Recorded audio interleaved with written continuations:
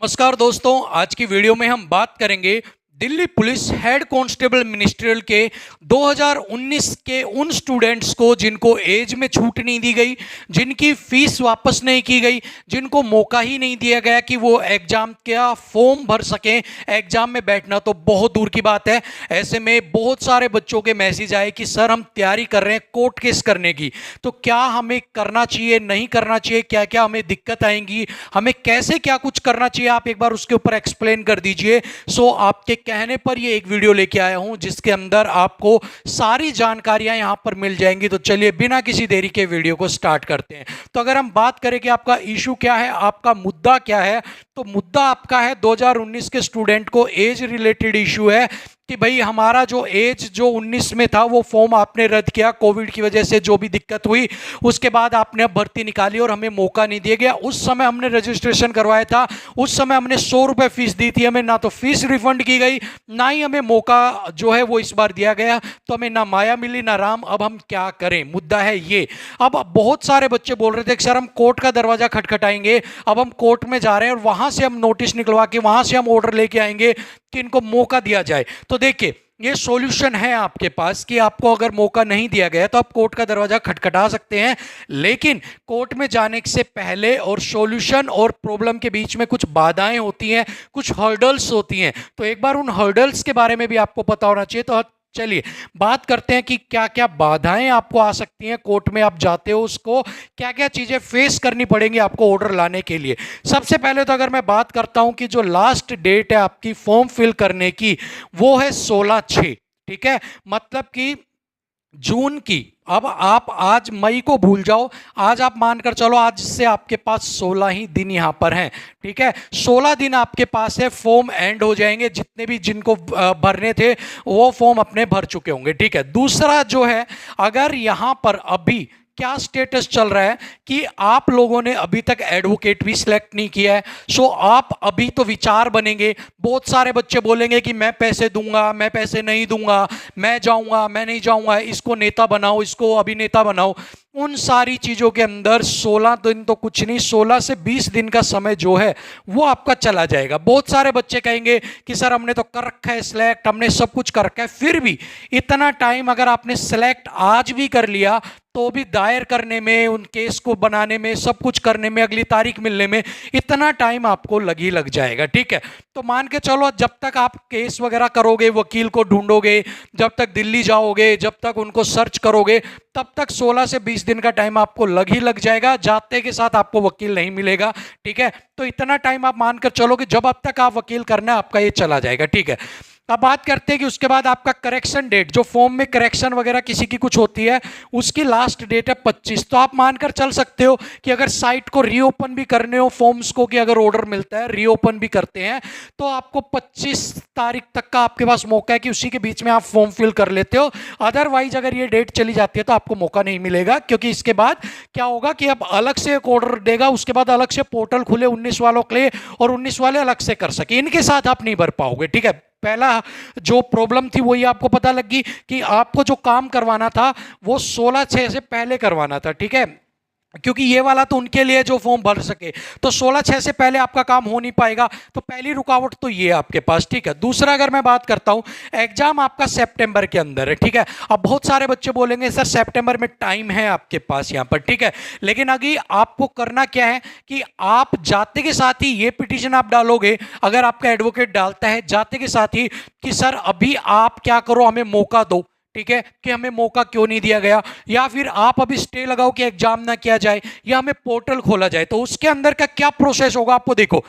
सबसे पहले आपने एडवोकेट को सिलेक्ट कर लिया, दूसरा आपने यहां पर एडवोकेट करने के बाद एडवोकेट ने आपकी जो पिटीशन है वो पिटीशन को दायर कर दिया। उसके बाद जज ने उस पिटीशन को क्या कर लिया, एक्सेप्ट कर लिया। एक्सेप्ट करने के बाद आपको यहां पर एक तारीख दी गई, ठीक है, क्योंकि भाई आपने जिसके खिलाफ जो एसएससी के खिलाफ केस किया तो एसएससी को नोटिस भी तो जाएगा कि आपके खिलाफ हमने केस किया है, या आपने केस कर दिया, एसएससी को कैसे पता आपने केस किया, उसके पास नोटिस, सम्मन जो भी जाएंगे वो जाएंगे, उसमें टाइम लगता है, ठीक है।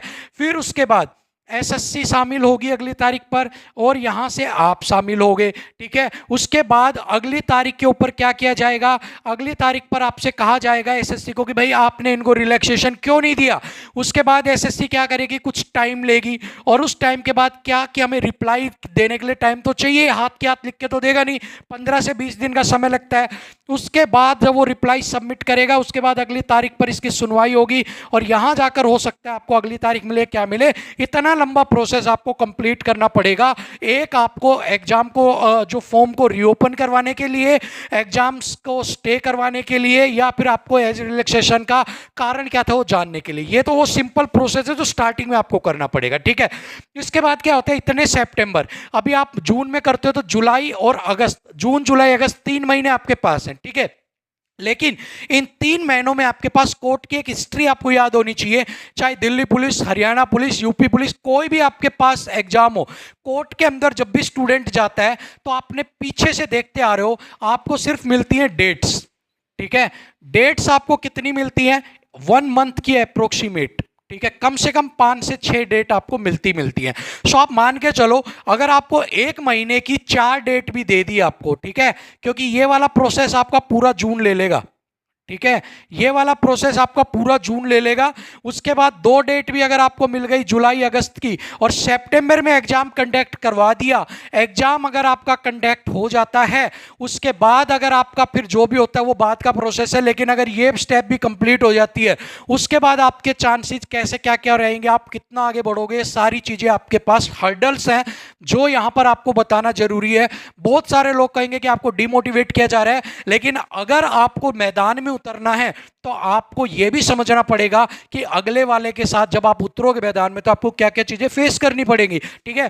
तो ये सारी चीजें भी आपको पता होनी चाहिए। मैं इस पक्ष में नहीं हूं कि आप कोर्ट में जाओ ही मत, आप जाओ, लेकिन एक प्री प्लान्ड तरीके से आपको पता होना चाहिए कि आपके पास कमजोरियां क्या है, ताकत क्या है, क्या आपको करना है, क्या नहीं करना, ठीक है। सो ये सारी हर्डल्स हैं आपकी। सबसे पहला कोर्ट की तारीखें 1-1 महीने की, एग्जाम सितंबर में बिल्कुल नजदीक है, ये लास्ट डेट आपकी निकल चुकी है या फिर निकलने वाली है, आप यही मान लो निकल चुकी है एक तरीके से, ठीक है। उसके बाद आपका जून के अंदर सिर्फ आपके प्रोसेस चलेंगे वो, उसके बाद लंबी लंबी तारीखें से आपका अगस्त सितंबर निकालकर पेपर कंडक्ट करवा देंगे। उसके बाद कहीं ना कहीं आप स्टे भी लेते हो या आपको मौका मिलता है, तो क्या होता है क्या नहीं होता वो बाद की बात हो जाती है, थोड़ा हल्का पड़ जाता है, ठीक है।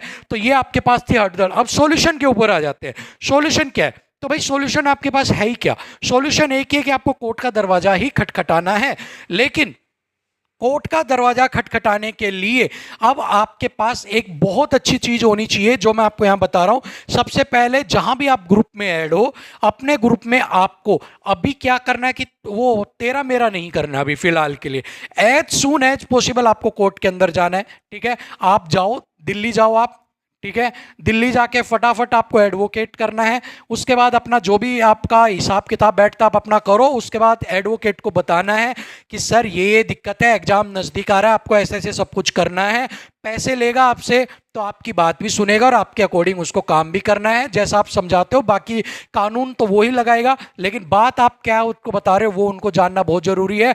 उनको बातें समझाओ, ज़्यादा वहाँ पर भीड़ जमा करने की जरूरत नहीं है। 4-5 आदमी आप वहाँ जाकर उनको बात समझाओ, फटाफट पिटीशन का करो, जज से कहो, उनसे कहो कि सर तारीखें छोटी लगे, अर्जेंट नेचर के अंदर इसकी सुनवाई हो, अर्जेंट नेचर के अंदर ही यहाँ पर ज़्यादा डिले ना हो। सारी चीज़ें आप बताएं कि 19 के अंदर हमारे साथ ऐसे हो चुका, अब हमारी ये है, एग्जाम सर पे आ रहा है। तो ऐसे में कोशिश ये हो कि आपके या तो एग्जाम पर स्टे लगे या फिर ये कोशिश हो कि 2019 वालों को एक बार फॉर्म भरने दिया जाए, इन्हीं के साथ फॉर्म को रीओपन किया जाए, बाद में एग्जाम देने दिया जाए या ना देना दिया जाए वो कोर्ट के ऑर्डर के ऊपर हम देख लेंगे। लेकिन फिलहाल के लिए ऑर्डर दिया जाए कि 2019 वाले भी हमारे फॉर्म को फिल कर सकते हैं। तो आपका मेन मुद्दे 2 होने चाहिए यहाँ पर। पहला मुद्दा आपका होना चाहिए कि या तो आपका जो स्टे है कि भाई एग्जाम ना हो जब तक ऑर्डर चले, और अगर ये नहीं लग सकता क्योंकि ये इम्पॉसिबल होता है क्योंकि थोड़ा लंबा है, तो आपका दूसरा होना चाहिए कि हमें फॉर्म फिल कर देना चाहिए। अभी हमें अलाउ कर दो कि हम एक बार फॉर्म फिल कर ले, फॉर्म की डेट बढ़ा दो आगे, ठीक है, और एक बार हमें फॉर्म जो है भरने दो। एग्जाम हम तब ले दे देना हमें जब हमारा आप कोर्ट का ऑर्डर दो तो ठीक है, लेकिन हमें फॉर्म फिल करने दो। एक बार अगर आपका फॉर्म फिल हो गया तो आपने एक स्टेप क्लियर कर लोगे दूसरी पे जाने के लिए, ठीक है ना। तीसरा, अगर आपके पास ये दोनों ही नहीं है ठीक है। तीसरा, आपको लगता है कि आपका वकील भी बता देता है कि आपके पास चांसेस कम है कि यार हो पाएगा नहीं हो पाएगा, टाइम लगेगा, तो तीसरा इसमें इंक्लूड करवा दो, हमारी फीस वापस कर दो। फीस का क्या सर में मारेंगे जब जो भी नहीं होगी, 100 रुपए लेके कौन सा वो बनना है हमें। लेकिन हमारा मेन मकसद ये है कि हमारा फॉर्म फिल करवाया जाए। 100 रुपए के ऊपर कई बार हम हाईलाइट कर देते हैं हमारे 100 रुपए दो, 100 रुपए दो, 100 रुपए दो।